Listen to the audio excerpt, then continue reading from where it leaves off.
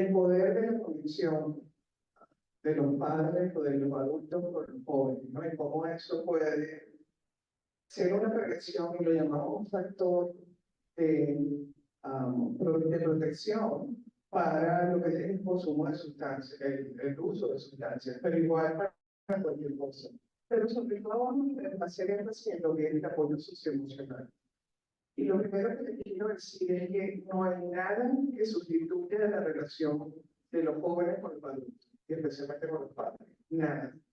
Quizás ahorita, cuando veamos más sobre lo que significa la parte socioemocional, nos vamos a dar cuenta que muchos de nosotros decimos y creemos que la relación más importante de nuestros hijos, especialmente adolescentes, es con quién. Con sus amigos, con sus amigas, con sus compañeros. Y eso no tiene nada negativo, siempre y cuando nosotros estemos presentes. Entonces, vamos a hablar sobre eso. Y para comenzar, quisiera preguntar, ¿qué es lo que más admiran ustedes en este momento sobre los jóvenes, sobre los chicos? ¿Qué es lo que más se sienten orgullosos de ustedes en este momento? Porque siempre vamos con el déficit, ¿no? ¿Cuál es su preocupación? Pero quiero que en este momento piensen qué es lo que más admiran de sus hijos, de los jóvenes, de los niños con los cuales ustedes se relacionan.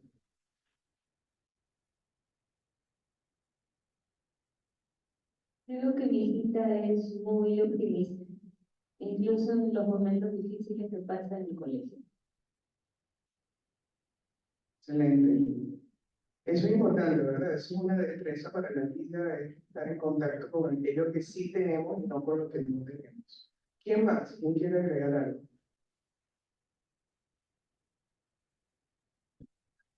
Hijo es espontáneo, rapidito y encuentra solución al cambio. Excelente, muy bien.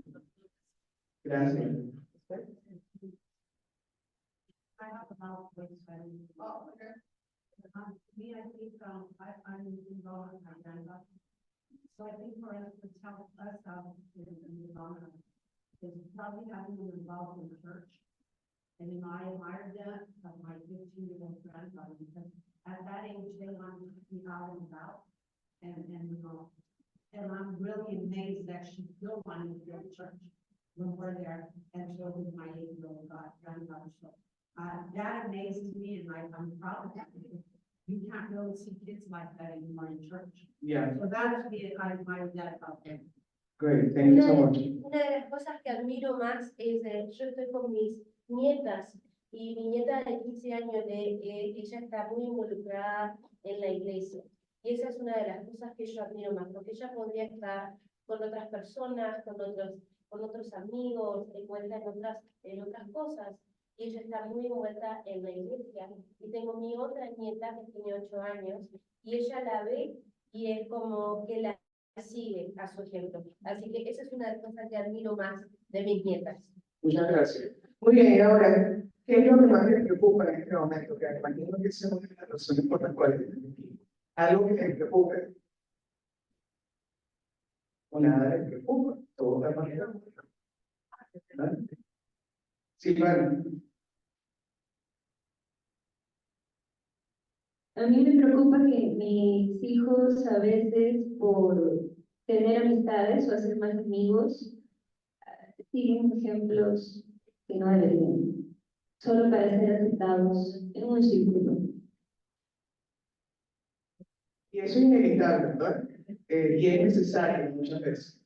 ¿Cuál puede ser el factor de protección aquí? Cuando hablamos de un factor de protección, ya lo voy a dar una definición, pero ¿cuál puede ser aquello que nosotros podemos hacer para que inclusive la relación de nuestros hijos con sus amigos pueda ser exitoso? ¿Qué podemos hacer nosotros? Decirle no quiero pasar el consejo. ¿Eso les parece que podemos hacer? ¿Por qué? Porque nos vamos a volver a llegar y todas las cuestiones para podernos ser permitidos a cierto punto, pero voy a tratar de enseñarles consecuencias y ver lo que está bien dentro del Exacto, o sea, cuando nosotros usamos la técnica del miedo o de la amenaza, funciona pero a corto plazo, ¿verdad? Como nos pasó a todos nosotros. No sales con ese muchacho que no te conviene, no sales con ese muchacho, ¿verdad? Y te terminas saliendo con un muchacho. Entonces, sabemos que la prohibición, el miedo, etcétera, no cambia el comportamiento. Lo que hace es definirlo en el momento, pero no lo cambia. Entonces, vamos a ver qué cosas podemos hacer. Lo que vamos a hablar hoy precisamente es de eso. Quiero hacer un pequeño survey muy rápido. La adolescencia se refiere a los años de 18 años. ¿Verdadero o falso? Eso es más o menos la edad de la adolescencia, ¿verdad? La adolescencia es un periodo de desarrollo físico, pero no mental. Falso, ¿verdad? ¿Por qué? Porque realmente lo que más ocurre de todo tipo de desarrollo, pero el desarrollo mental, psicológico, etcétera, emocional es muy grande. Ya vamos a ver por qué. La corteza prefrontal no termina de desarrollarse hasta los 25 años. Estamos hablando del cerebro y vamos a hablar de eso, pero ¿es verdadero o falso? Es verdadero. No quiere decir que el cerebro para de desarrollarse a los 25 años, porque sabemos que existe lo que se llama la neuroplasticidad, por eso es que somos capaces de cambiar un hábito, aprender otras cosas, pero sabemos que las partes más importantes del cerebro, especialmente la parte prefrontal, que es esto de acá, termina de desarrollarse a los 25 años. Y vamos a ver por qué eso es importante. Los jóvenes no escuchan a los adultos, bueno, es falso. A pesar de que a veces te digan cosas como, ya yo lo sé, o hasta cuándo te vas a repetir eso, nosotros no necesitamos dejar de decir las cosas. ¿Cuál es la diferencia? Es cómo lo decimos. Esa es la diferencia. Pero continuar conversando tiene que ser parte del día a día, porque es la única manera de poder conocer a nuestros hijos y tener una relación con ellos. La droga que más consumen los jóvenes es el alcohol, ¿verdadero o falso? Falso. ¿Qué digo falso? ¿Cuál es? Sigue siendo el alcohol. Ajá, especialmente, y esos datos los podemos ver en un survey que se hizo en Healthy Youth Alliance, perdón, Healthy Kids Colorado. Porque no quiere decir, o sea, la marihuana también hay otras drogas, pero la droga, bueno, lo llamamos droga, porque el alcohol es una droga, que más consumen en general es el alcohol. ¿Por qué pensamos algunos, o que no es una droga, o por qué ustedes creen que los jóvenes consumen más alcohol? ¿Cuál sería un poco, no el incentivo, pero la explicación de eso? Es más fácil de decir. Más fácil de adquirir. Además, le voy a decir una cosa, y vamos a estar claros. Tú vas a una quinceañera o a un matrimonio y decidieron que no hay alcohol, ¿verdad? Y uno dice, esto entiende. Así no somos. Entonces, asociamos las celebraciones con alcohol. O sea, no estoy diciendo que es bueno o malo, por cierto, nada de lo que voy a decir aquí es bueno o malo. Lo que quiero decirles es que nosotros podemos hacer como adultos otras cosas, otras celebraciones, otra manera de presentar, por ejemplo, en este caso el alcohol, que no sea como, eso es normal, oye, te tomas una cervecita conmigo aquí para que no lo hagas cuando estés fuera. Lo harían como otra droga. Y nos fuman aquí ¿cómo le llaman ustedes? Bueno, en Venezuela le dicen pito, no sé por qué. No, en Perú no es eso, es otra cosa. Un troncho, ok, bueno, un cigarrillo de marihuana, ¿verdad? ¿Cómo es que tú comes un momentito y así me lo hacen? Un pitillo, no sé. Un pitillo. El pitillo es, en Venezuela, le decimos pitillo ¿cómo dicen ustedes? Al popote, ¿no? Pero bueno, en todo caso, lo que quiero que estén claros es que el alcohol no solamente es súper accesible, sino que es socialmente aceptable. Entonces, tú no te alarmas si ves un muchacho o una muchacha de 16 años tomando una cerveza o una copa de vino. O algo así. Claro, sabemos también que en algunos países es cultural, pero salvo quizás Argentina y Chile, no sé, no sé, en Europa es más común que la gente tome con cada comida. ¿Tiene una pregunta?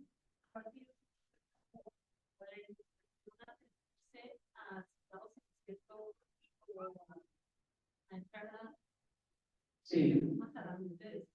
claro. Y como decía, creo que Silvana comentaba, o sea, muchos de nuestros hijos son buenos niños en general, son buenos jóvenes, ¿verdad? Estoy segura de eso porque ustedes están aquí. Lo que pasa es que hay buenas personas que toman malas decisiones. Entonces, muchas veces esas decisiones, por supuesto, tienen consecuencias, pero sin duda es una cosa que le permite a los jóvenes o a los niños pertenecer a ciertos grupos, etcétera. Y además, como les decía, es más socialmente más aceptado. Los jóvenes que tienen adultos de confianza en sus vidas suelen tener más problemas, ¿verdadero o falso? Falso, claro. O sea, sabemos que si una persona, un joven, un niño, tiene por lo menos una persona en su vida, a un adulto en su vida, en el cual pueda confiar, pueda ir cuando tiene un problema, etcétera, ese es un factor de protección súper importante. Entonces, desde ahorita les digo que probablemente algunos de nosotros estemos pasando por situaciones difíciles con nuestros hijos y de repente tu hijo o tu hija no te habla, o lo que sea, o tú eres más cerrado contigo. En vez de tomarlo como por qué está pasando eso a mí, que hice mal, más bien tómenlo como que puede ser una etapa y nuestro trabajo es asegurarnos que nuestros hijos tengan en sus vidas personas adultas en las cuales puedan confiar. Puede ser el coach de soccer, el maestro de educación física, el tío, o sea, cualquier persona que ustedes sepan que puede estar en la vida de sus hijos puede ser una influencia positiva. Entonces, no pensemos que por qué me está pasando a mí. Pensemos más bien cómo podemos proporcionar esas relaciones desde siempre, no solo cuando tengamos problemas. Muy bien. Si ustedes ven esta foto, debería cambiar el huesito. Si ustedes ven allí, ¿qué nos produce cuando vemos un bebé? Muy, muy bien, ¿qué más? Amor, te provoca tener otro, no. Pero eso no produce ese bebé, ¿verdad? Si se presenta un adolescente ahorita por esa mujer, muchos adolescentes usan cuando sí, te ve feo. ¿Qué empezamos a decir?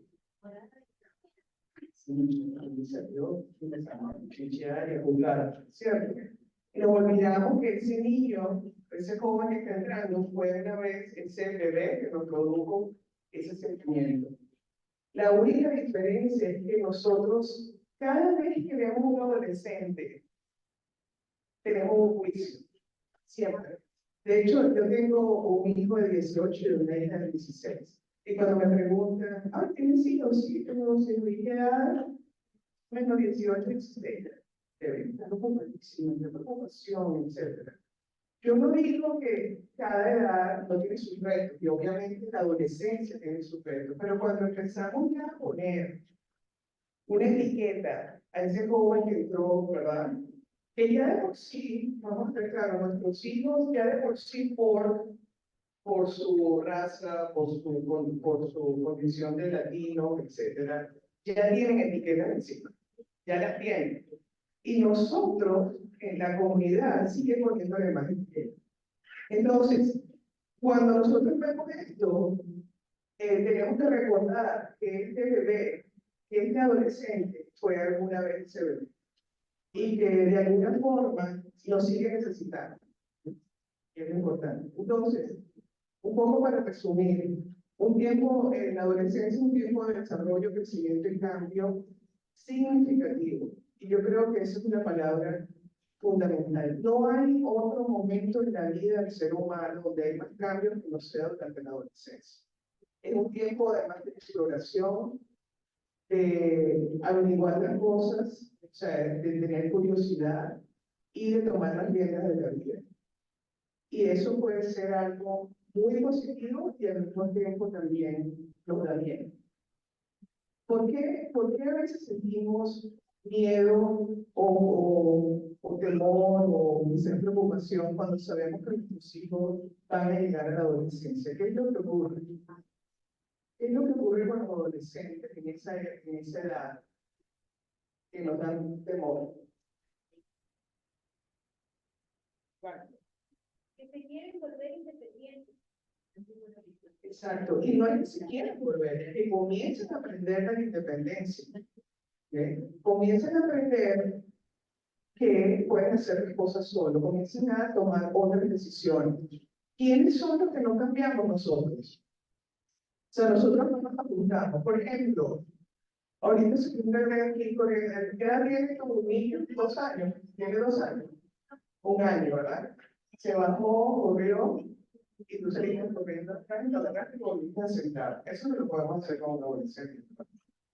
Bueno, veo un adolescente sentado aquí, no sé qué le habían dicho, pero en todo caso, nos da miedo eso, pero ¿por qué? ¿En qué basamos la crianza de nuestros hijos? ¿En qué basamos nosotros la crianza? En el poder y el control. Por eso es que nos da miedo cuando nuestros adolescentes comiencen a tomar decisiones, porque probablemente no están haciendo las cosas como yo esperaba que las hicieran. Y muchas veces no quiere decir que es malo o bueno. Quiere decir que ese joven es esa joven es un individuo que comienza a pensar y a, inclusive, de repente puede empezar a juzgar o a tener sus propias opiniones sobre la religión, sobre la política, sobre cómo lo están criando. ¿Y cuál es la otra cosa que nosotros como padres latinos y madres latinas necesitamos considerar en la crianza de nuestros hijos? Estamos criando a nuestros hijos entre dos culturas. Queramos o no. O sea, nosotros por decisión, por las decisiones que sean, nuestros hijos están creciendo aquí. Y tenemos que, eso no quiere decir que vamos a negociar nuestros valores, no. Pero tenemos que ajustar algunos de nuestros valores a lo que es la realidad del niño, a lo que es la realidad del joven. Y yo sé que no es fácil.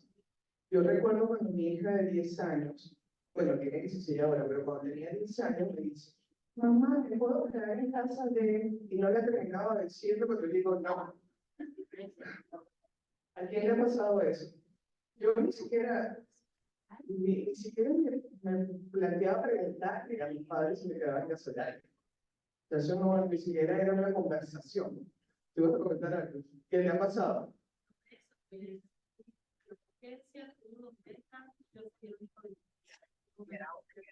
Run over 7 people. You know, 3 baby families. Like after you get out. Cuando yo estoy hablando, ella me dice, pero ¿por qué no? ¿Por qué no? Y yo digo, ¿por qué no? Pero eso no es una respuesta suficiente, ¿verdad? Y cuando él me dice, bueno, pero mira, va a casa de fulanita de tal, que conocemos a los padres, la otra niña se ha quedado en nuestra casa. Entonces yo decir, ok, ¿cuál es el punto donde yo no me siento cómoda?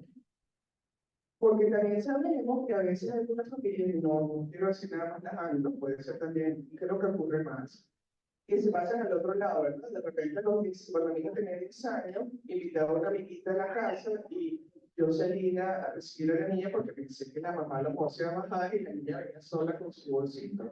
Y tu mamá no me dejó aquí se fue. Yo sé que esa niña va a estar protegida en mi casa, pero es otra mentalidad, es otra manera de hacer las cosas. Entonces, nosotros necesitamos también considerar cómo nos vamos cuáles son las cosas que no tenemos, no podemos negociar. Eso tiene que ver con nuestros valores, tiene que ver con nuestros límites y tiene que ver también con la confianza que podamos tener con otras personas en la comunidad. Eso es otra cosa que lamentablemente no tenemos a veces en comunidad, ¿no? Y a veces tenemos que hacer preguntas que son incómodas. Ah, ok, bueno, déjame llamar a la mamá de fulanita y tal y preguntarle si van a haber adultos aquí, si hay alcohol, si hay droga. Eso no lo hacemos tampoco. Entonces, eso para que reflexionen. Fíjense, cuando hablamos de desarrollo como una mochila, y los niños están pequeños, sí, ¿quién les mete las cosas en esta mochila? Nosotros. Y le metemos las cosas que no necesitan. Y vean a los niños de preescolar que entran con esa mochila más grande que ellos, ¿verdad? Ahora, cuando ya están en esta edad de 10 años hacia arriba, inclusive yo creo que antes, ¿quién le mete las cosas en esta mochila? Ellos. Y no solamente que meten lo que ellos quieran, esto es algo simbólico, sacan lo que no les sirve, o lo que ellos consideran que no les sirve. Y eso puede ser también, ay, mi amor, yo me dice todo el tiempo que me cuide, que no sé qué, que me lleve una chamarra, y yo no necesito chamarra. Entonces la va dejando por el camino, ¿cierto? Pero a veces nos negamos a esta realidad.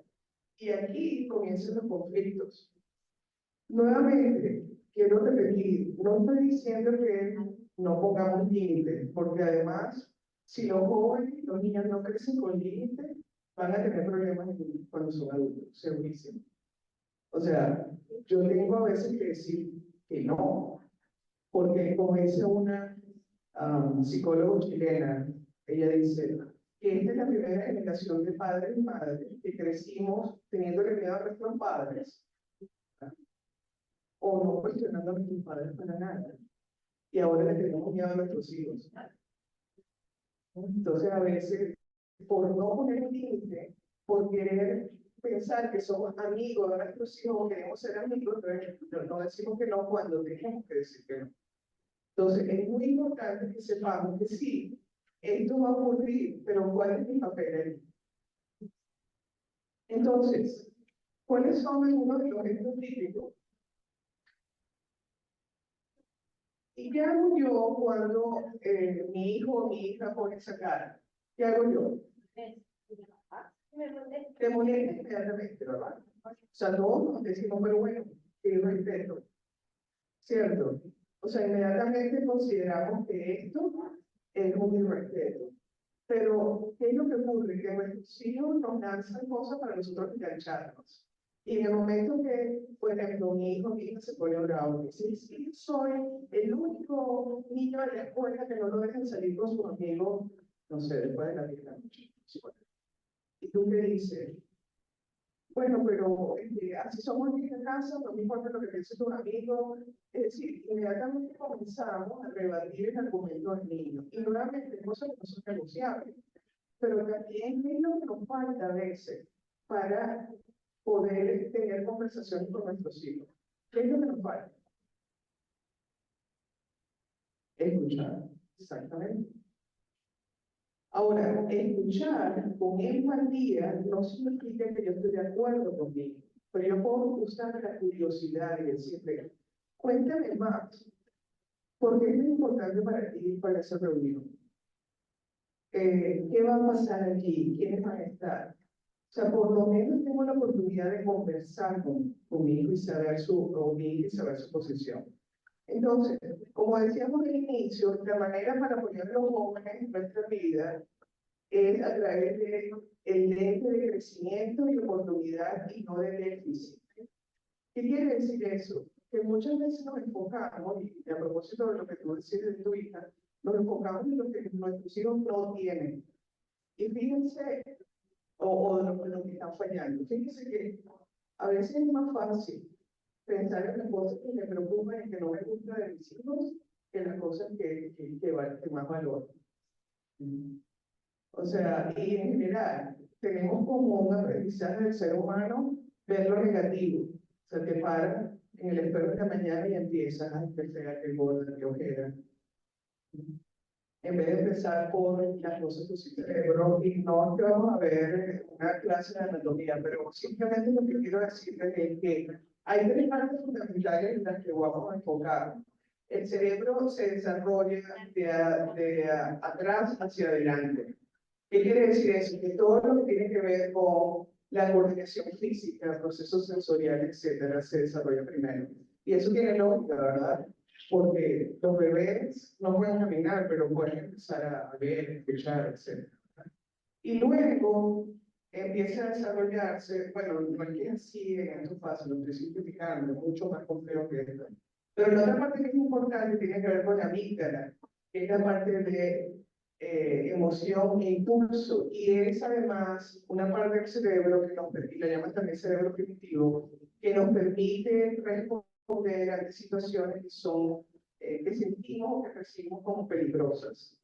Y lo último es la parte prefrontal, que tiene que ver con el centro ejecutivo, el cerebro ejecutivo, que dijimos que termina de desarrollarse a qué edad. a los 25. Quiere decir que muchas de las maneras como responden nuestros hijos a las circunstancias del ambiente tienen que ver con cuál parte del cerebro, con esta parte, la emoción e impulso. Entonces, ustedes le dicen a su hijo de 10 años, no vas a salir hasta que no hagas la tarea. ¿Qué te dice el niño? ¿Qué te dice? Empieza a patalear, a llorar, o sea, puede ser, ¿verdad? ¿Qué es lo que pasa? Cuando usted le dice que no, eso es una respuesta que él percibe como, es una respuesta negativa que él percibe como amenazante. Y su manera de responder, ¿cuál es? Llorar. Hay tres formas, por ejemplo, ¿verdad? ¿Y qué hace uno? ¿Qué empieza uno a decirle? Te pones a hacer la tarea, no importa lo que tú pienses, por ejemplo, o le puedes decir, ya tú sabes, ya hablamos de eso, ya tú sabes. Nuevamente, no, eso está mal. Lo que te pregunto es, y yo sé que eso no eres tú, sino que lo viste de tu vecina en el censo. La pregunta que nos tenemos que hacer es, ¿te da resultados? No da resultados. ¿Y por qué lo seguimos haciendo si no nos da resultados? Te da resultados a corto plazo, probablemente.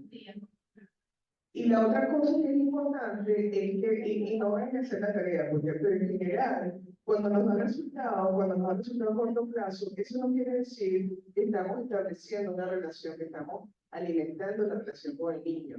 En todo caso, la relación se establece entre yo soy la que manda a tu mamá y punto. Nuevamente, eso no es malo. Lo que ocurre es que mi objetivo se pierde cuando mi hijo o mi hija, por ejemplo, tienen otro tipo de problemas, por ejemplo, en la escuela, le están haciendo bullying o le ofrecen alcohol o marihuana en la calle y donde no nos dice nada porque le da miedo que mi hijo va a pensar mi mamá. Por el temor. Entonces, lo que tenemos que pensar es que cuando nuestros hijos no responden, no nos están haciendo nada a nosotros. Tenemos que pensar, ¿qué está pasando en la vida de ese niño? ¿Qué le pasó a mi hijo hoy o a mi hija hoy para que me responda de esa forma? Pero fíjense qué interesante. Muchos de nosotros, que yo veo así por encima, estoy asumiendo, tenemos más de 25 años, ¿verdad?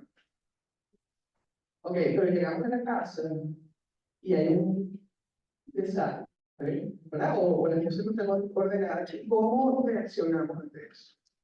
¿Con qué parte del cerebro reaccionamos? Con la amígdala. ¿Ustedes creen que yo soy ¿cómo se dice? Su cachifa?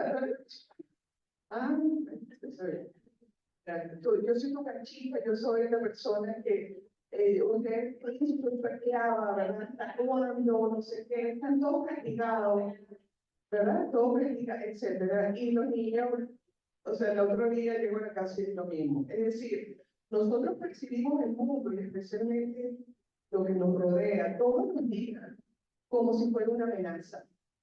Estamos permanentemente aquí, estresados, porque todo es una amenaza. Llegan las 8 de la noche y ¿cómo nos sentimos? ¿Felices de ser padres y madres? No, bueno, no lo decimos, ¿verdad? Pero nos sentimos cansadas, agotadas, como que esto era todo. Ahora, la pregunta que yo les hago, ¿realmente todo lo que nos ocurre es una amenaza? ¿O es como yo percibo lo que está pasando? Yo puedo abrir la ventana y ver que está nevando y decir, qué fastidio, y ahora voy a llegar tarde. ¿Ya? Pero mi vecina abre la ventana y dice, oye, qué bonito, me voy a tener que ir un poco más temprano, pero qué lindo ver nevar. Es la misma situación. Depende de nosotros cómo respondemos a la situación. Cuando usamos la amígdala solamente reaccionamos. Un estímulo y una respuesta. Me pegas, te pego. Meditas y te grito más duro. Pero no cambia nada, ¿cierto? Si yo hago una pausa y digo, espera un momento, si me molesta llegar a la casa y que todo esto esté desordenado. O sea, ustedes pueden sentir la molestia, no tienen que actuar la molestia. Ustedes pueden decir, hijo, qué contento estoy de verlo, y cada vez que llego a esta casa, ¿qué vamos a hablar de eso? vamos a comer, me voy a ir a bañar, lo que sea, y no conversamos sobre eso. Porque el problema es que nos metemos en un círculo vicioso de defendernos de lo que nos están supuestamente atacando, pero no cambia nada. Y la cosa es que no estamos usando esta parte del cerebro, que es la parte prefrontal, que me dice a mí, bueno, hay soluciones para esto. ¿Preguntas? ¿Por qué es importante saber esto? ¿Por qué es importante? ¿Por qué creen ustedes? ¿Por qué no funciona cuando el niño de 4 años, no sé, se quiere montar en esa silla y tú le dices, te vas a caer, no te montes, mi amor, por favor, que te vas a hacer daño? Y el niño, ¿qué hace? Tú le volteas, ¿qué hace? Se monta, y uno me dice, pero no entendiste lo que te dije. No, yo claro que escuchó lo que te dije, pero su necesidad, su deseo es de tener una emoción, de experimentar, etc. Entonces no va a escuchar de la manera que tú quieres que escuche. Y por eso es que nosotros necesitamos ser empáticos con los niños, ser empáticos con los jóvenes. Brevemente les puedo decir que si nosotros desempacamos esa mochila, lo que nos vamos a dar cuenta es que en esas edades lo que está ocurriendo, como les dije, es un rápido crecimiento físico y corporal. Los jóvenes no reconocen, bueno, que su cuerpo otra vez, y tiene mucho que ver la normalidad, tiene que ver con la comparación. Normalmente se comparan y tenemos un problema a veces, especialmente con las jóvenes, de identificación, porque ¿qué es lo que afecta más ahorita en este momento a la imagen? ¿Qué es lo que más afecta? ¿Qué está pasando en el mundo que no teníamos nosotros a la edad de nuestros hijos? Las redes sociales, etcétera, ¿verdad? Entonces, lo normal, entonces uno llega, por ejemplo, y tu hija te dice, ay, mamá, me siento gorda. ¿Y cuál es la respuesta? No, mi amor, tú estás bella. Y tu hija te dice, claro, porque tú eres mi mamá y por eso me dices eso. Entonces, en esos momentos, lo más importante es que los niños se sientan escuchados. Tú le puedes decir cosas, bueno, yo no creo eso, pero quiero escuchar más. O sea, ¿por qué te sientes así? O sea, validar los sentimientos de los niños. Cuéntame más, ¿dónde escuchaste eso? ¿O por qué tú crees que en este momento te sientes así? Porque nunca antes me lo habían dicho.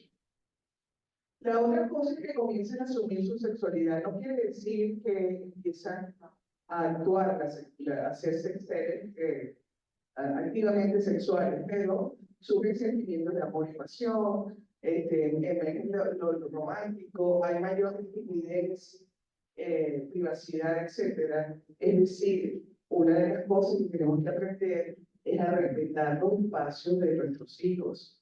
Eso no quiere decir que si un niño pasa toda la tarde metido en su cuarto, vamos a decir, ah, bueno, es adolescente y está bien. No. O sea, nosotros tenemos que estar vigilantes, pero no tenemos que decir cosas como, deja la puerta abierta, tengo que estar vigilando qué estás haciendo. Como nos decía el principal. De manera certificada. Porque hay mucho de esto, y nosotros a veces en nuestra cultura no respetamos esos límites. Entonces, hay un balance entre respetar la intimidad o la privacidad y estar pendientes. Y vamos a ver por qué, especialmente con lo de las drogas. Por supuesto que comienza ahora un pensamiento que se aleja más de la imaginación, ¿verdad? A lo mejor un niño de 4, 5, 6 años está creando historias, ya los niños un poco más grandes tienen un pensamiento más concreto y siguen aprendiendo cómo aplicar nuevas tareas, etc. ¿no? A veces decimos, es que tú solamente piensas en ti, sí, es así. Y no porque no les importen los demás, sino que es parte del desarrollo. Están centrados en lo que piensan en sí mismos, a lo mejor grandes expectativas poco realistas de lo que van a hacer. Muchas veces escuchamos a los niños diciendo, es que nadie me entiende, y rechazan cosas que les gustaban en la infancia. ¿Por qué? Porque están identificándose con esa nueva edad, esa nueva manera de ser. Y a veces nosotros no aceptamos eso. Y empezamos entonces a creer, por ejemplo, nuestra compañera ya decía la parte de la religión, lo cual es muy importante, pero a veces hay niños que a estas edades comienzan a cuestionar hasta eso. Oye, yo no quiero ir a la iglesia porque no creo en Dios. Y nosotros qué hacemos, nos asustamos tremendamente. Entonces, la curiosidad es lo más importante. Ok, cuéntame más. ¿Verdad? ¿Por qué piensan eso?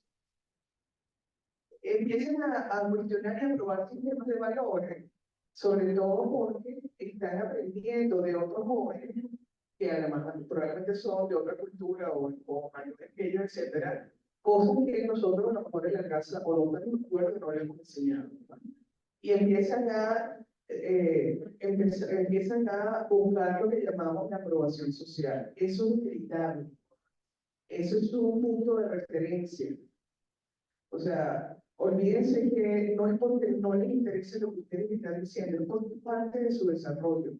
Y nosotros lo que tenemos que estar vigilantes allí, ¿no? Aumenta la influencia y la conexión con los compañeros, la mirada, la ropa.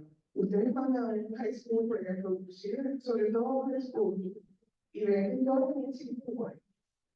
Los pantalones grandes, las camisetas chiquitas y el full, por ejemplo, ¿no? Y los maquillajes, etc.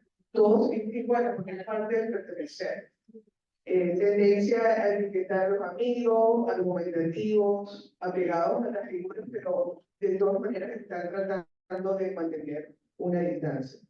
Y siempre están pendientes, ojo con esto, de una preocupación por el miedo al rechazo, permanentemente, miedo al rechazo. ¿Preguntas? ¿Comentarios? Okay. Y por último, en una edad donde comienzan a identificar su papel en el mundo. Empiezan a preocuparse por el futuro, qué es lo que van a hacer, establecer metas, etc. Y es aquí donde nosotros necesitamos estar presentes, bueno, siempre, pero en ese momento necesitamos estar presentes. Ahora, ¿cuál es el papel de nosotros? Que es una pregunta. Nosotros, los adultos, somos los que vamos a reforzar o vamos a ser parte de esto que llamamos factores de riesgo y de protección, que son aspectos del entorno, pero también tienen que ver con la personalidad, que hacen que una persona sea más propensa, ¿verdad? Que son los factores de riesgo, o menos propensa, que son los factores de protección, a que sufra un problema dado. Vamos a suponer los factores de riesgo, ¿cuál puede ser? Denme un ejemplo de un factor de riesgo. Algo que va a influir en la vida de esta persona, de este niño, de este joven, inevitablemente. Por ejemplo, si en su familia hay adicciones, ¿eso puede ser un factor de riesgo? Sí. No quiere decir que todos en la familia vamos a ser alcohólicos, no. Pero hay un factor de riesgo. Si vivimos en pobreza, es un factor de riesgo. ¿Cuáles son los factores? Hay cosas que no podemos controlar, ¿verdad? Pero ¿cuáles son, por ejemplo, los factores de protección? Uno de los más importantes, ¿cuál es? Amor, apoyo, presencia, tener una familia con la que contar. Entonces, fíjense, cuando hablamos de nivel familiar, específicamente, hay muchos, y lo pueden buscar, hay muchos factores de protección, factores de riesgo. Pero cuando hablamos de factores de riesgo a nivel familiar, estamos hablando de que será más probable que se desarrolle un problema con las drogas, por ejemplo, que es lo que quiero hablar ahora. Si hay conflictos sin resolver, o sea, todos sabemos que hay problemas, pero nadie habla de ellos. Falta de apego y unión familiar. Algunas personas consumen o tienen historias de consumo de drogas. Falta de habilidades de comunicación. Y creo que para mí es una de las cosas fundamentales de nuestra familia. O sea, las familias latinas históricamente son las que más secretos tenemos. Todo el mundo sabe, pero nadie habla de eso. Y cuando llegamos, por ejemplo, cuando llegó un tío que se toma todas las cervezas, ¿qué hacemos en la fiesta? Vamos a comer esto porque ya llegó acá. Me sonríe. O sea, tratamos de evitar los conflictos, supuestamente, pero al mismo tiempo no hablamos de esas cosas. ¿Por qué? Bueno, tenemos muchas razones, y depende inclusive, pero miedo al rechazo, miedo a perder el amor de la familia, muchas veces, miedo a ser la oveja negra y alejarlo, etc. ¿no? Ahora, ¿cuáles son los factores de protección? Y nuevamente, estos son algunos, revisen otros más. Hay control con reglas claras y adaptadas a los jóvenes y a las personas, ¿no? Reglas claras. Sí, vamos a ver cómo se pone eso. Hay seguridad y estabilidad, lo que decía del amor, apoyo, familiar, cariño y armonía. Las relaciones familiares son fuertes y hay un esquema ético que es coherente y tiene que ver con los valores. Entonces, cuando nosotros, algunos factores que predisponen, por supuesto que factores de riesgo y los tenemos de cosas internas, el acceso y la disponibilidad de la sustancia. ¿Cuántas o qué creen ustedes? ¿Cuál es el acceso que tienen nuestros jóvenes, nuestros niños, por ejemplo, a la marihuana? El acceso. No quiere decir que la consumen, pero el acceso. ¿Creen que es difícil o fácil? Muy fácil. O sea, la pueden comprar por internet. El vaping, o sea, los cigarrillos electrónicos, muy fácil acceso. Consumo, si nosotros consumimos, por supuesto que es un factor de riesgo. Si el fracaso académico, pero también cualquier otro fracaso se puede tapar con el consumo, alguna patología psiquiátrica o psicológica también, conductas efectivas, comportamiento antisocial, ¿verdad? Y los factores de protección siempre van a estar alrededor de aquellos espacios y lugares seguros, lo que tiene que ver con la educación, el cuidado familiar, actividades de tiempo libre. Y esto es muy importante. A veces nosotros tratamos de poner muchas cosas que nuestros hijos hagan para que no tengan tiempo libre, pero también necesitan tiempo donde no hay nada. Porque a veces lo que hacemos es estresarnos, ¿no? Apoyo escolar, integración social y aprendizaje de herramientas de solución de problemas. Entonces, el bienestar socioemocional, lo que tenemos que pensar es que a los jóvenes en nuestras vidas podemos apoyarlos, que ellos desarrollen técnicas y habilidades, pero lo más importante es una comunicación efectiva, pero obviamente lo más importante es empezar por nosotros mismos. Muchas veces nosotros aproximamos este tipo de situaciones, especialmente con la droga, con los recursos, alrededor de nosotros con miedo. Y la realidad es que las cosas están pasando. Y decirte que no lo hagas no es justo. O sea, decir, bueno, yo sé que mi hijo no es capaz de eso. Ya les voy a decir que eso no es verdad. Buenas personas cometen o toman malas decisiones. Entonces, ¿qué es lo que necesitamos hacer? Saber que nosotros somos una parte importante para influenciar las decisiones de nuestros hijos. Y no lo podemos hacer a través de los regaños, los gritos, etc. Tenemos que crear espacios de conversación, que puede ser, a lo mejor, oye, ir a una plática y hablar sobre ello. ¿Qué piensas tú de eso? Escuchar, preguntar la opinión de los niños. Entonces, una muestra de confianza, como les decía al principio, y estoy yendo un poquito rápido porque luego Karina nos va a hablar de algo muy concreto que tiene que ver, les voy a hacer la primera parte, pero también es importante que escuchen la presentación de ella. Un adulto de confianza es cualquier adulto en la vida de un joven o de un niño que es accesible y abierto a escuchar, responder preguntas con información relevante y precisa. E inclusive yo diría, ¿cuántas veces nosotros no tenemos la respuesta? ¿Cuántas veces? Muchas veces no tenemos la respuesta. Pero en vez de decir, ¿sabes qué? Estás muy chiquito para eso. ¿Cuál es la respuesta que tenemos que dar? Cuando, por ejemplo, si mi hijo me dice, mamá, no sé, me conseguí un baby, me conseguí esto en la calle y no sé qué es. En vez de decirle, bota eso, no estás recogiendo cosas, ¿qué deberíamos decirle? ¿Ah? Lo que es, o si lo sabes, por supuesto, ¿verdad? ¿Alguien dijo algo por ella?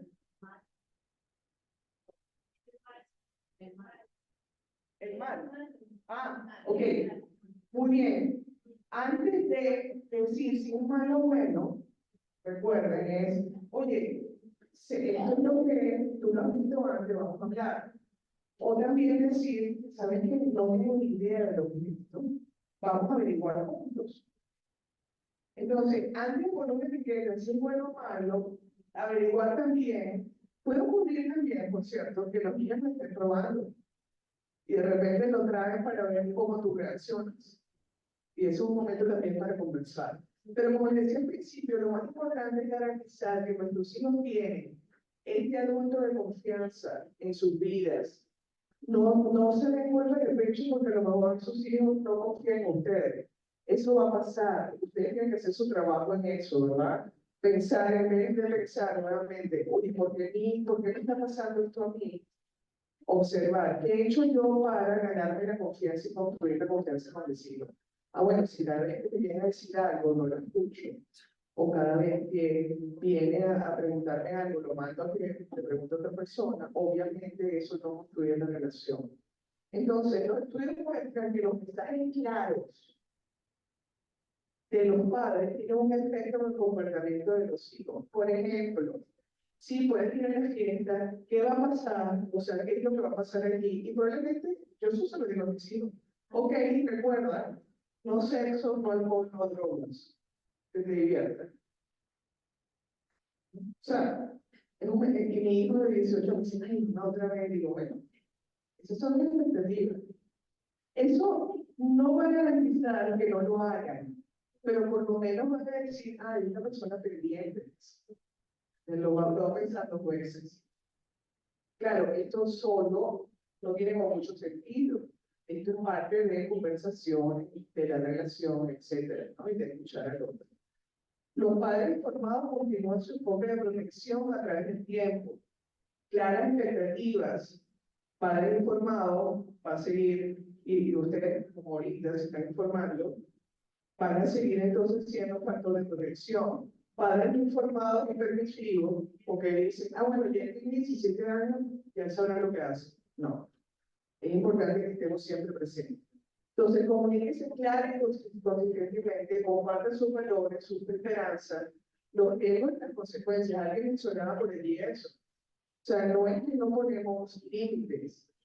O sea, yo le puedo decir a mis hijos, ok, mira, estas son las reglas, no drogas, no alcohol, no drogas, no sexo. ¿Por qué no? Se murió. No, sí, exacto. Y si tomas la decisión, ¿verdad? De tomar en la fiesta, cosa con la cual no estoy de acuerdo, por favor, no, llámame. Yo te voy a, o sea, llámame, yo te voy a buscar. Porque tengo que buscarlo porque esté tomado. Porque la mayoría de los accidentes ocurren porque sale el joven, ¿verdad? Que tomó. ¿Y qué es lo que piensan las personas cuando toman? Que no están bien, que no están borrachos. Y la gran mayoría de los accidentes que ocurren es por eso, porque los jóvenes están pensando, prefiero llegar así antes de escuchar a mi mamá o a mi papá. Entonces es muy importante que también compartamos los riesgos y las consecuencias. De hecho, los jóvenes, cuando se les pregunta en este survey que se hizo, ¿cuáles son los factores, cuál es el factor más importante que te hizo no tomar o no consumir, etcétera? Generalmente dice, bueno, la información, y que yo sé que tu papá y mamá no están de acuerdo con eso. Pero sobre todo conocer cuál es el impacto en su salud es importante y que hay un adulto que no está de acuerdo con eso. Entonces, esto da para otra charla, otra plática, pero quiero decirles que parte de lo que es la comunicación, y llamamos la comunicación no violenta o la comunicación empática, tiene que ver con observar lo que hacen y lo que dicen los demás sin juicio. Identificar los sentimientos, los míos y los del otro, identificar las necesidades y hacer una petición que satisfaga esa necesidad. Los comportamientos, especialmente los negativos, no son el problema, son una manifestación de una necesidad no satisfecha. Por ejemplo, si un niño permanentemente está bravo, por ejemplo, puede ser que la necesidad es la atención, por ejemplo. O sea, el comportamiento no es el problema, es lo que nos da información. Lo que vamos a hablar ahorita, y también hablar sobre eso, tiene que ver con, y voy a saltar un poco, que sabemos que la pandemia, y no quiero dejar de pasar eso, ha tenido un impacto, todavía lo estamos sintiendo, sobre todo en la salud mental y emocional de las personas, ¿verdad? Y lo que ha ocurrido, desafortunadamente, es que hemos estado viendo más casos de adicciones. Y una de las cosas que queremos hablar hoy tiene que ver con el fentanilo. ¿Quién sabe lo que es eso? Ok. El fentanilo es un opioide sintético, o sea, una droga sintética que continúa contaminando las drogas recreativas y causando a más de 900, aquí debe haber aumentado, creo que esto ya es 2023. Por lo tanto, hoy es más importante que nunca aprender sobre lo que es. O sea, yo creo que seguramente he escuchado de la marihuana, he escuchado de otras drogas, pero queremos que tengan información sobre el fentanilo. El fentanilo, además, ¿tú vas a hablar un poco de eso? Ok. Entonces, más bien lo voy a dejar con cariño, pero solamente para que sepan que es una droga sintética que está matando a la gente porque no es una droga de opción. Contamina, no es que la gente dice, "Ay, voy a tomar el fentanilo para ver cómo se siente". No. Contamina otras drogas y muchas veces vamos a entenderlo como un veneno que está en la droga. Entonces, no sé si hay otras preguntas antes de dejar a mis compañeras que conversen. Que las mezclan, como es una droga sintética, la mezclan, por ejemplo, con la marihuana, la mezclan con otras drogas, porque, bueno, porque sacan más dinero. Básicamente. Gracias.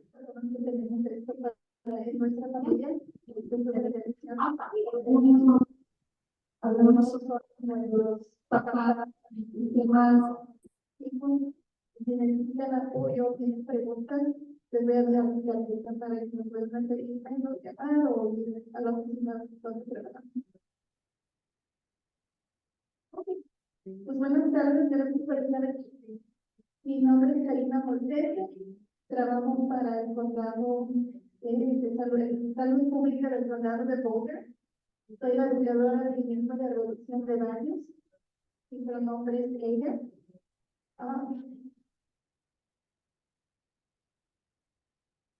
Lo que vamos a estar platicando hoy es lo que es la reducción de daños específicamente para el consumo de drogas.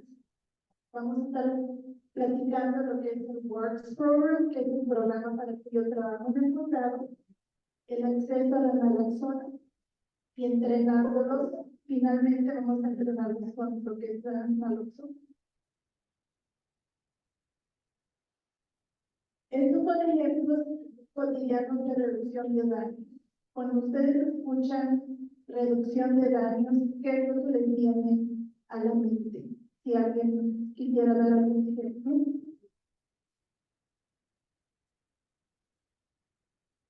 No. Reducción de daños, a veces lo hacemos sin pensar porque así nos enseñaron nuestros papás cómo cuidarnos. Por ejemplo, cepillarnos los dientes para evitar caries, es reducir los daños, automáticamente lo hacemos. Usar un casco para montar una bicicleta, usar el cinturón de la seguridad, por ejemplo, ponernos a vacunas. Todas estas cosas son ejemplos de reducción de daños que practicamos diariamente. En el Works Program específicamente nos enfocamos para el consumo de drogas. Es un grupo de estrategias prácticas e ideas designadas para reducir estas consecuencias negativas asociadas con el consumo de drogas. El programa Works en el condado ya lleva 35 años. En las oficinas lo que tenemos son materiales seguros para personas que ya están consumiendo drogas. Para prevenir, por ejemplo, que las personas se contagien o transmitan el VIH o la hepatitis C, por ejemplo, damos jeringas estériles, damos, por ejemplo, equipo para fumar, damos educación preventiva como hoy, Las personas que van a nuestro programa les damos gratuitamente el Narcan, los entrenamos. También hacemos las pruebas gratis, los hacemos en las oficinas de Works. También para las personas que estén preparadas y quieran información para rehabilitación, hacemos contacto o tenemos recursos también para eso.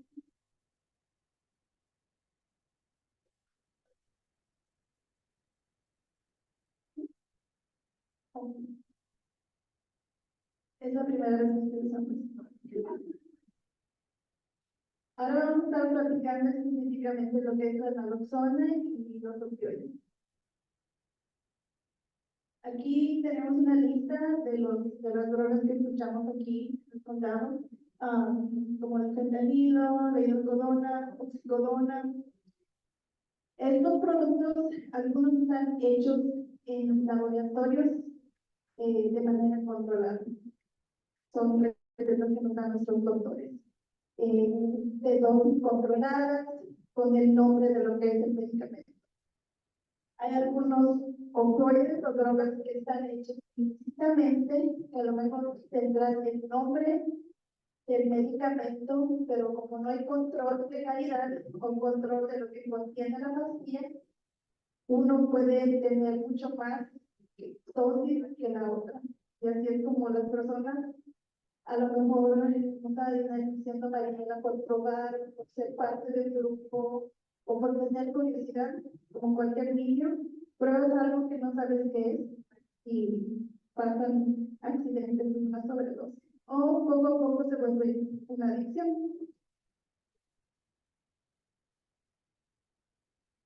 La naloxona es un medicamento seguro para revertir una sobredosis. Es muy seguro, una persona que está embarazada lo puede utilizar, una persona que tiene alguna enfermedad lo puede utilizar. Es muy seguro para utilizar, esto es específicamente para revertir la sobredosis. Nosotros naturalmente tenemos receptores de opioides, por ejemplo, cuando comemos, por ejemplo, chocolate, nuestro cuerpo produce químicos de placer, así es como nuestro cuerpo reacciona naturalmente. Cuando nosotros consumimos opioides que no son parte de nuestro cuerpo y aumentamos esto, consumimos de más, nuestro cerebro y cuerpo se abruma, y cuando es que cuando puede pasar una sobredosis, la respiración y el ritmo cardíaco disminuyen, causando eso, una sobredosis.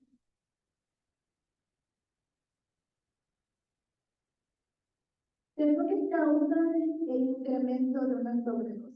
Este es un ejemplo, las personas que van a la cárcel, por ejemplo, que están sufriendo de una adicción y tienen que estar en la cárcel por un tiempo y no están utilizando la droga. Al salir, por eso ser parte de la adicción, lo primero que quieren hacer es consumir. Entonces el cuerpo ya no lo acepta como estaba acostumbrado y se abruma el cerebro. Entonces, dando un periodo de tiempo y de no consumir causa esto, una sobredosis. Normalmente en la cárcel hay un programa donde los entrenan a usar Narcan y las personas salen con el Narcan, porque esto es algo que les escucho. El combinar opioides con otras sustancias como el cloro o benzodiazepina, la calidad y consistencia de la droga, por ejemplo, lo que estamos hablando, puede parecer y decir el nombre de alguna receta, pero ser algo completamente diferente o las dosis ser algo más alto de lo normal. Consumir drogas solo. Las personas que están en nuestro programa, parte de reducción de daños, siempre les recomendamos que estén en un grupo. Que van a consumir, que haya más de una persona para que se cuiden entre sí. La falta de acceso y educación a programas de reducción de daños. Yo tengo un año y medio trabajando en el Works Program. Antes de eso no sabía que era harm reduction o reducción de edad. Es muy importante saber compartir que están estos programas para cuidar de nuestros seres queridos. Estamos ahí básicamente para eso, salvarles la vida y mantenerlos saludables si en algún momento quieren rehabilitarse.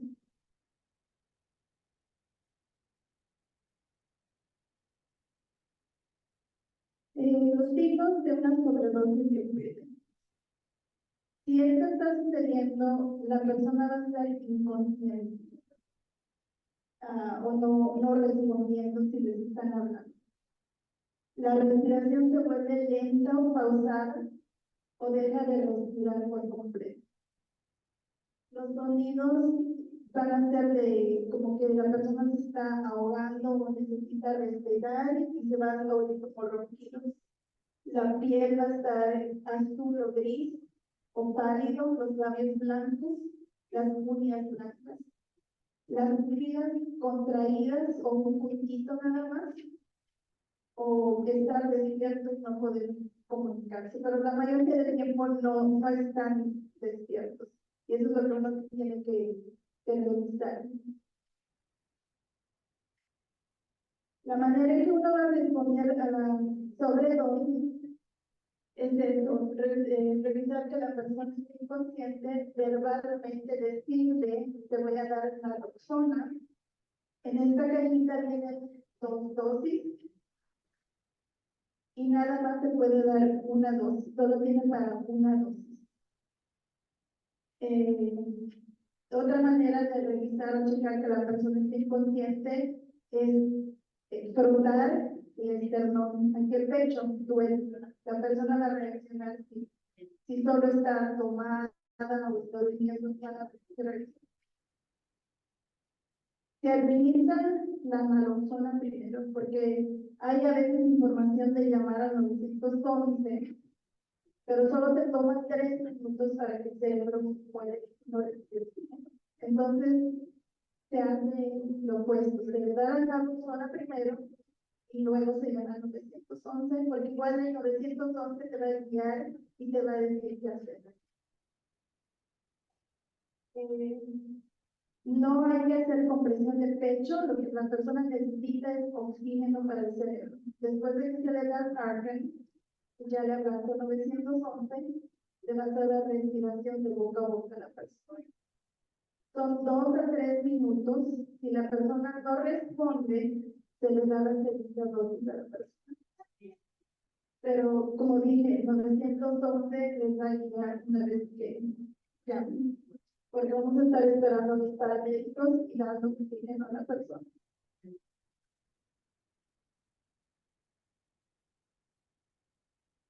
Y ya pasamos por eso, después de 2 minutos, si no responde, se aplica la segunda. En algunas ocasiones muy raras se tiene que dar más de 2 dosis a la persona, pero esto rara vez. Se queda con la persona hasta que lleguen los paramédicos. La naloxona trabaja en el sistema de 30 a 90 minutos y puede causar síntomas de abstinencia.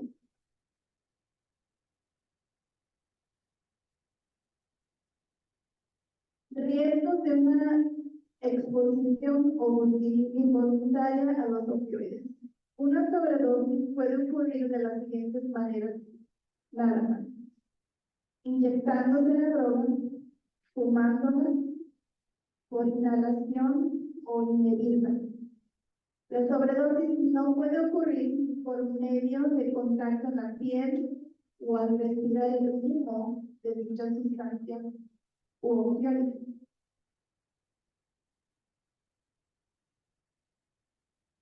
Y aquí voy a tocar un poquito y por qué es muy importante esto. Porque hay mitos que nos causan miedo y por el miedo nos vamos a detener y no ayudar a nuestros seres queridos. El fentanilo estando en un cigarro o en un porro de marihuana no va a afectar a la persona. Este es un mito porque el fentanilo necesita cierta cantidad de calor con fuego para que pueda ser activo. Simplemente no vamos a mirar cuando se prende un cigarro estando alrededor del fentanilo y olerlo, no te va a causar una sobredosis tampoco. Y esto lo digo porque también he estado alrededor de esto, y si yo fuera familiar de un ser querido, te pones en la posición de pues tú o yo, siempre lo dices. Entonces es muy importante saber esto. Y sí, el fentanilo está muy presente y es muy peligroso, pero se tiene que usar de cierta manera para que se haga efecto. También como los ritos de que están los del polvo en un dólar, se causan sobredosis. Si no le quieres o no entra en el sistema, no te va a conseguir.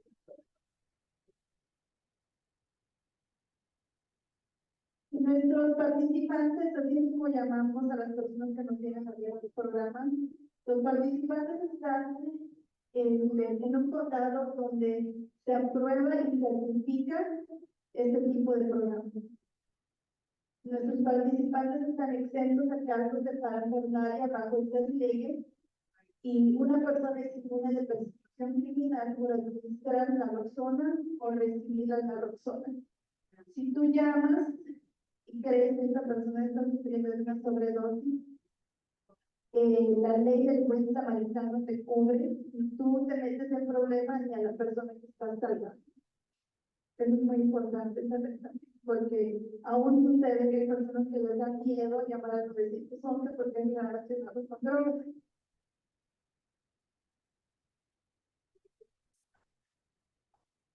La ley del buen samaritano, or Good Samaritan Law.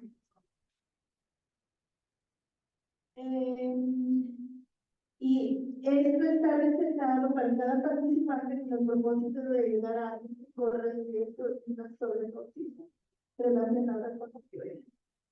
Lo que sigue es lo que les acabo de explicar también.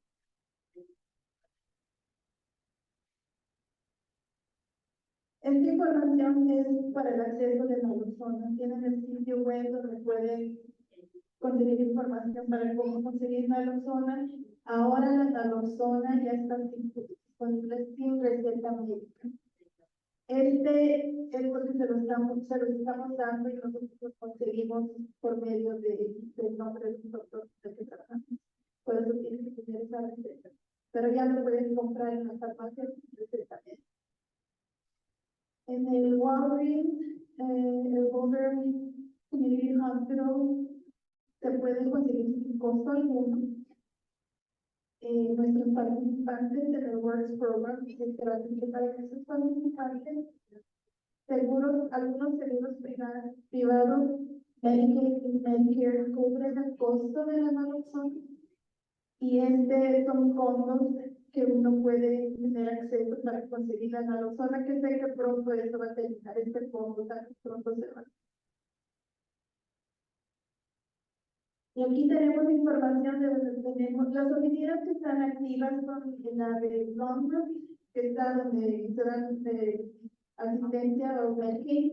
El segundo piso tenemos 2 oficinas y pueden ir cuando quieran para ir a ver lo que hacemos como material, lo que hacemos. Yo pienso que es muy importante porque yo no sabía que era harm reduction, en la persona me ayudó mucho.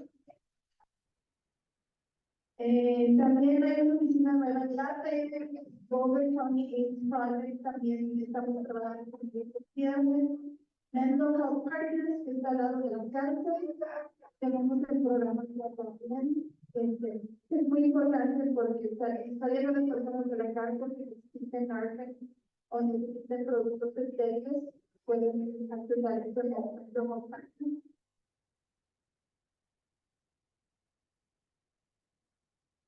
Y tienen información, mi correo electrónico, mi número de teléfono, por si tienen alguna pregunta. Como dicen, todo esto es confidencial.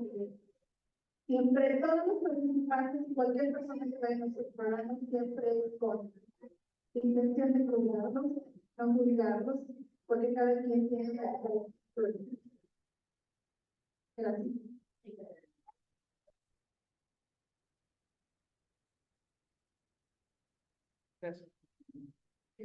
preguntarles por qué ustedes creen que trajimos esta información para que ustedes la conozcan esto. O sea, me imagino que algunos están sorprendidos y dicen, yo también quiero saber esto. Pero por qué, no sé, qué le está pasando por la cabeza? Creo que a veces cuando estamos afuera podemos encontrarnos con una persona inconsciente y no Sí. saber qué hacer. O sea, podemos salvar una vida. Y sobre todo quisiera agregar dos cosas. Una es que es una realidad por la cual estamos pasando. No quiere decir que queremos actuar desde el miedo y que sus hijos y que no, pero está ocurriendo. Y además puede ser también, como les decía al principio, algo accidental. Por ejemplo, ahorita yo venía escuchando un podcast donde una señora estaba hablando sobre la muerte de su hijo, y su hijo no era digno, no consumía, pero durante la pandemia, porque recuerden que esto es muy fácil, con el Snapchat y todos estos, ¿cómo se llama esto? Ay, no sé, redes sociales, exacto. Lo pidió para probar y resulta que, acuérdense que esto es un negocio, la persona que el distribuidor le vendió algo que parecía un opioide y era fentanilo. Se lo tomó y falleció. Como dice Karina, no es que todo el mundo que lo toma fallece, pero la gente no elige esto como una droga, está mezclado con otras cosas. La otra cosa que quiero que sepan es que hay una crisis de adicción a los opioides. ¿Y qué significa el opioide?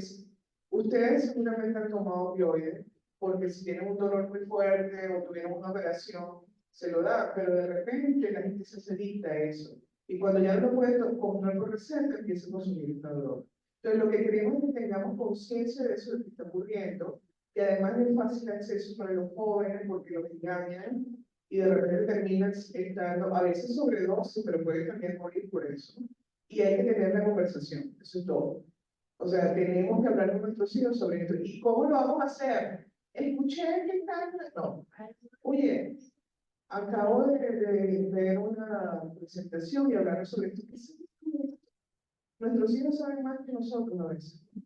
Entonces yo creo que es nuevamente la curiosidad y actuar desde que tenemos información y no desde allí. Quería decir eso porque luego la gente...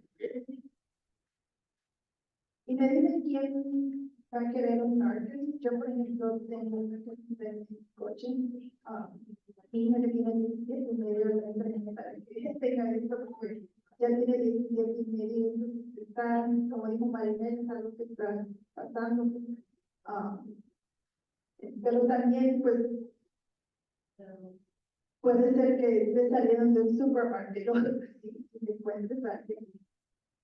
No por tenerlo es que uno les va a buscar, pero si alguien lo quiere, es gratuito, nada más necesito que pongan su nombre y fecha. Aquí lo voy a tener. Aquí tengo lapiceros y tengo una evaluación, si me lo podría enseñar, me ayudaría mucho. Información de lo que